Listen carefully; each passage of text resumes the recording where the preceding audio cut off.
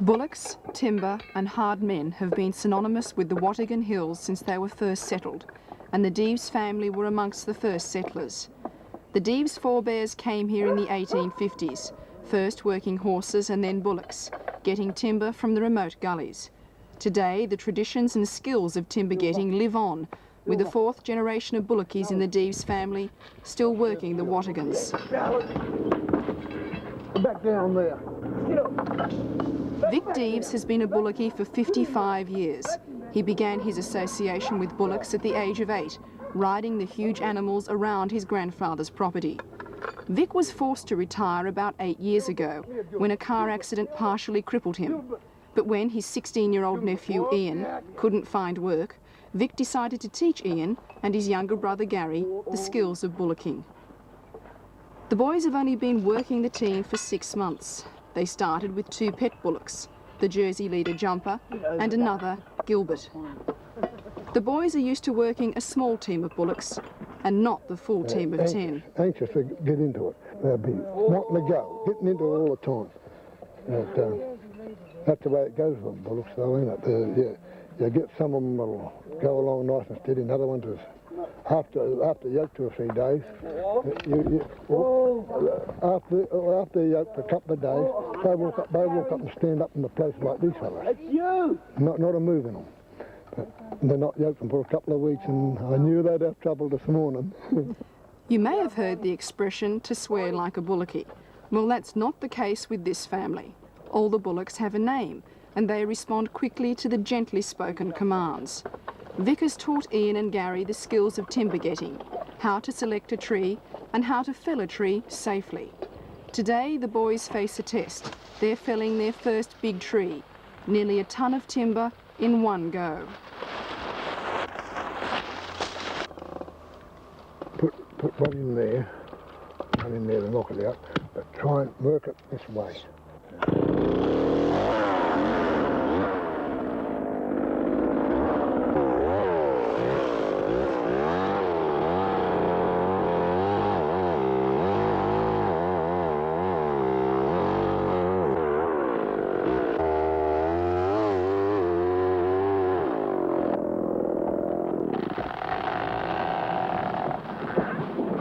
Pretty good for the first time, real good. He always cut props, but he's never cut a little big log. That's the first one he's ever cut. That's why he's a bit shaky, but he's pretty good. They're going to measure him up now, and then start him off and bark him, and they'll take him up the one long log.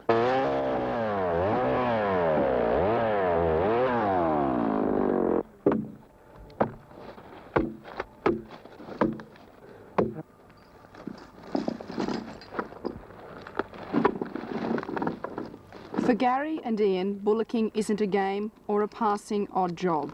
It's a profession, and a hard one at that. The days are long and there's no safe shelter or air conditioning, let alone a union. No matter what the conditions, they have to work, and work quickly to make money. The timber they get from the forest goes to the local coal mines around YE and in the Lower Hunter, to be used as pit props and roofing. How much do you reckon you get for that big log? About $15. What are the small ones worth, the pit props? $1.15, $1.30 something. So how many do you think you have to get out in a day to make a living? We've been getting out 50 a day. Joey! Dad! Silver! We're back, G-jumper! Not Jackie! G-jumper! G-jumper! Snowy!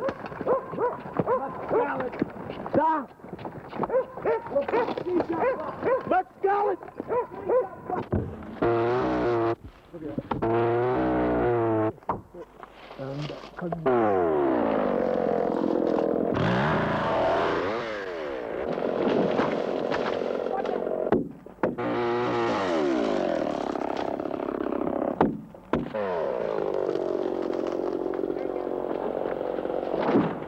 Pass the bullets back now, mate. They'd stand there all day until you give them an order.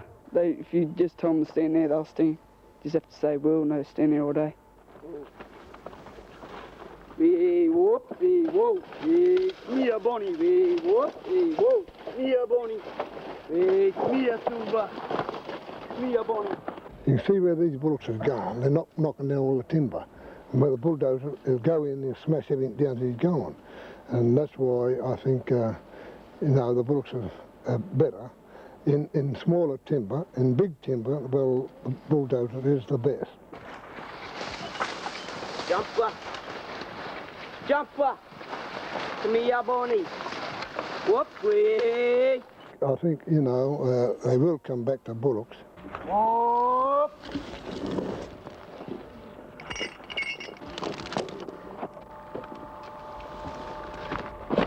Jumper. Whoop. Jumper. That. Snowy. That. Scarlet.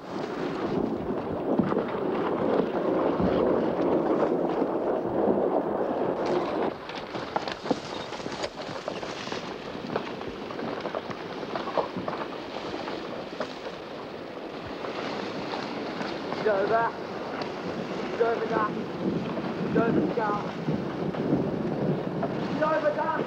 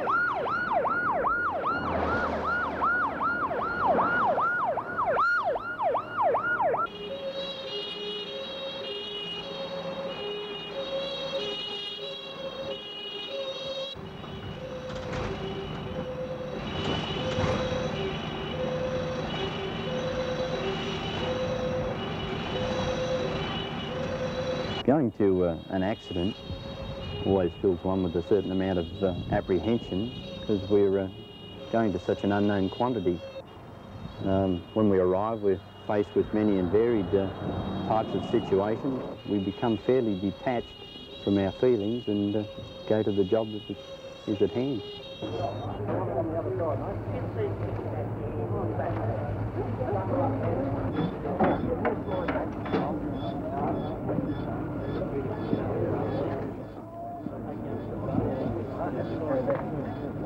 A road accident is charged with a lot of emotion, especially from bystanders and the people involved as well. And you have to sort of take this into account with your own emotions and try and overcome theirs and try and instill a sense of sensibleness into the scene. A case of getting on with the job. You arrive at a scene and you see what's before you, and you find yourself in two minds. One of getting on with what's at hand, and the other of feeling compassion for the people that are injured or dying.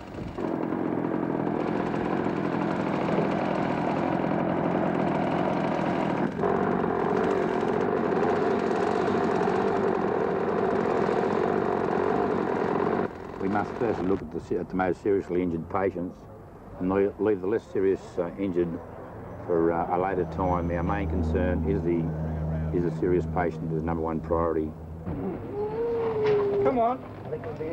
Get that breath in, come on. Nice big breath, sweetheart. Come on. That's the girl. She's not far enough down, mate. Come on, breathe in. Oh, we'll have. Come on, love, breathe in. Breathe in, love. Come on, breathe in, love.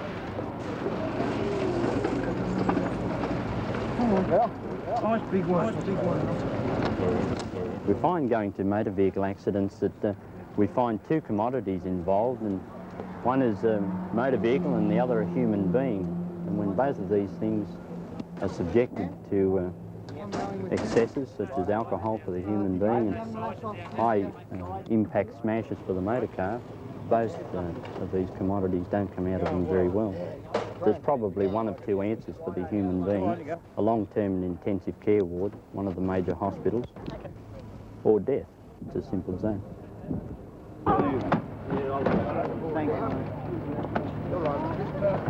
Emotionally, in relation to motor vehicle accidents or serious accidents of that nature, that on almost every occasion, I myself personally, and I know it does affect the other men, it affects us greatly. If there was no effect in relation to this, I feel we would not be competent to do our job.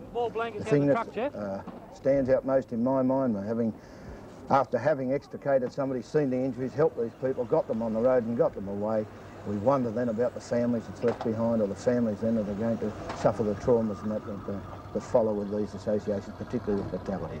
And we feel very deeply for them, and this does affect our men to a certain degree. Two they took out, one on the side.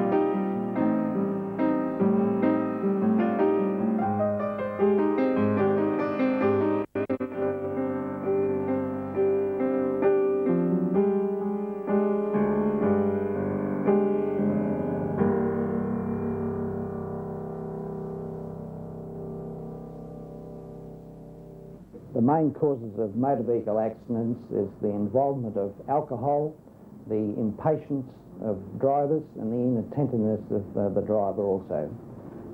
What can we do about it? Well, right, drivers should not drink and drive. This is terribly important. Impatience on the part of the driver. They should be calm, they should be most alert to the driving of the vehicle that they have under their control, be quite conscious of what they're doing and be responsible. Inattentiveness, again, the driver must pay attention to what he is doing in the control of the motor vehicle.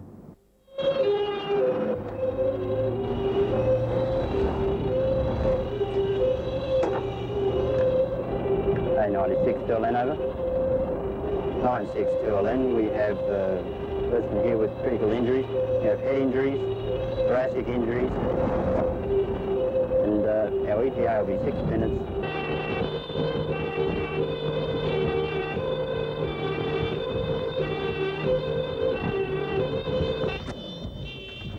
Righto, we've got ventricular fibrillation, right?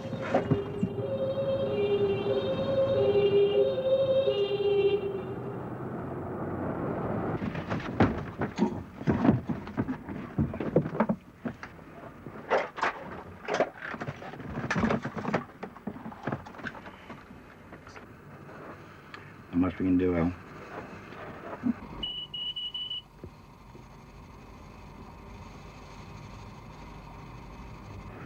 I'm afraid she's gone, Al. That's it. If I could say one thing that would keep more people alive this coming holiday season, would be if you're going to drink, don't drive. And if you're going to do it anyway, then take a taxi. And that's the best way of staying alive.